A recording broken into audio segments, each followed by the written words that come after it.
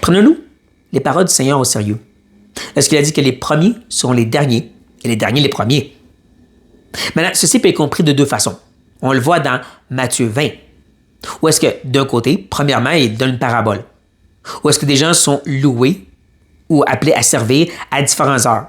Et ceux qui ont servi que la dernière heure sont autant récompensés que ceux qui ont travaillé toute la journée. Ça, c'est ce que le Maître fait, ce que Dieu fait. Il rend les derniers premiers. Et c'est un appel à se soumettre à ça. Mais il y a l'autre côté. Ensuite, où est-ce que deux frères veulent être à sa droite et à la gauche de Jésus? Ils veulent être les premiers. Mais je leur fais comprendre, vous voulez être vraiment premiers dans le royaume de Dieu, vous devez être les derniers, les serviteurs ou esclaves de tous. Ça, c'est le message que le Seigneur nous donne. Tu veux vraiment être premier dans ce royaume, vise être dernier. Et je dirais ceci a au moins deux implications. La première, c'est un rappel de résister à la tentation.